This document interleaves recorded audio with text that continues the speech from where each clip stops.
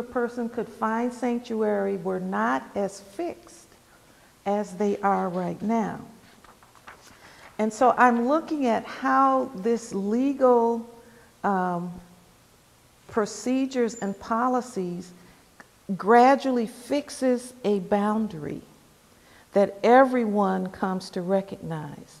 But it's not that way in the early stages. But the whole purpose of coming to this area, even for the Scots, even for the Irish, was to start a new life, was to get away from the old and start anew. And to establish a new community. So we all bring our own history, we all bring our own identity into it, but from that point on we should start the new future, the future for our children, the future for our grandchildren, and make it so they are integrated, so it is that melting pot, so they do feel they're at home, you know. So is it fair to say your message is it's about people, it's about tracing? It's about the people.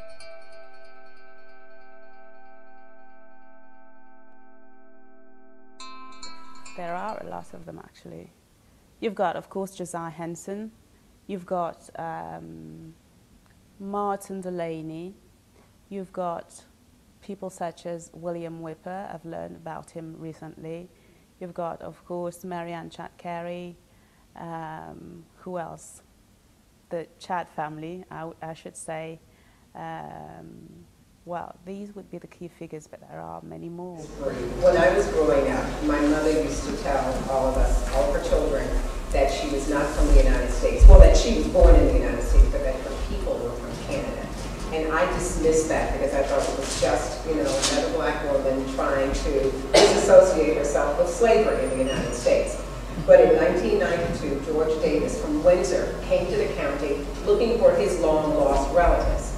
And because of George's trip, we were able to put the pieces together. What we discovered was my mother's family did not originate in Canada, but they had come to Canada. A branch of them had come to Canada in the 1850s. I chose the Jones family because this was one of the earliest families that I discovered that were very instrumental in education and the uplift of the black community. The story of the Jones story is one that truly involves the transatlantic slave trade.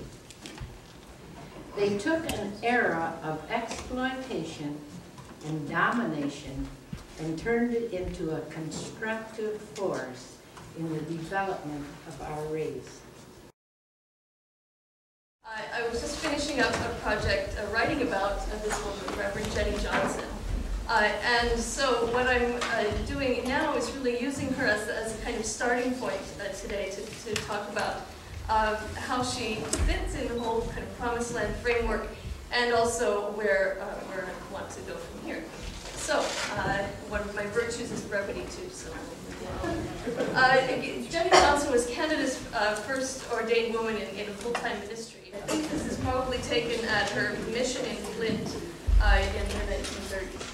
Now, if we were to think about the trajectories, which I think of as tending both ways, drawing things inward in kind of centripetal way, what can we learn if we think about, again, using this one woman as an example?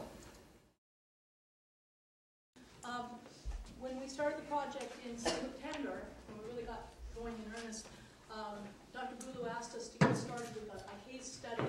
And when he asked me, which person do you want to do as a case study, this was my immediate reaction, was William Whipper.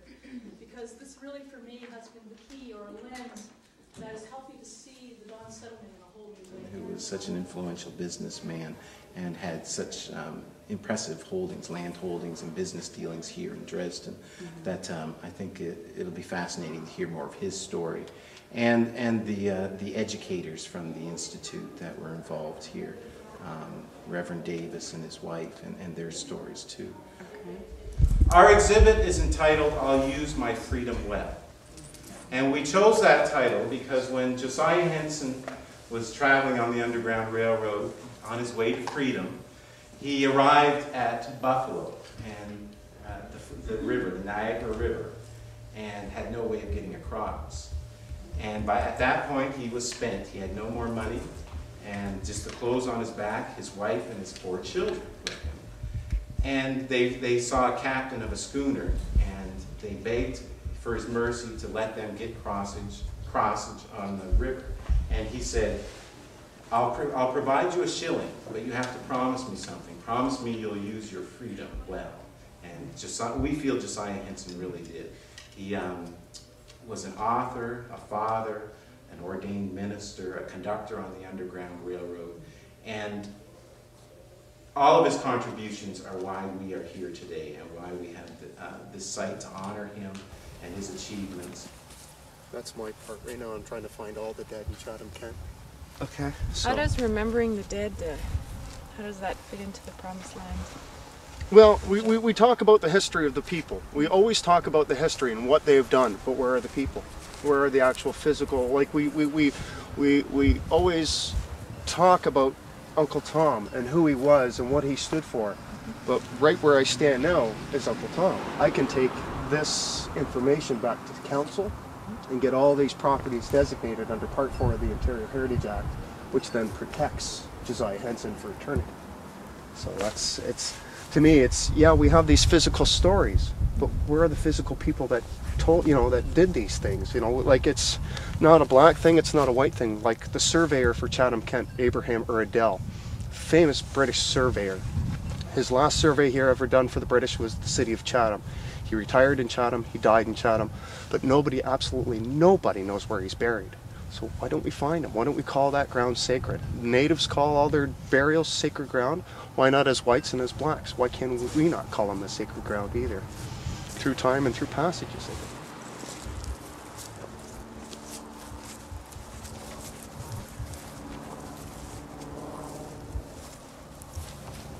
This is what gets you?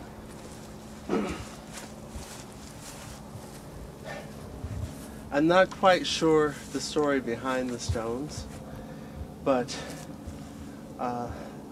these are memorializing folks who aren't buried beneath here. In which case, the stones are saved, which is wonderful, in that, okay, it does mark that there were physical bodies on the land.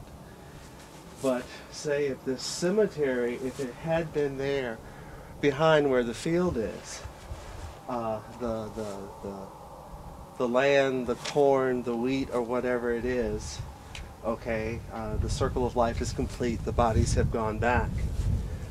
But inasmuch as my initial thinking about black presence in Canada is that how it's always there but always erased.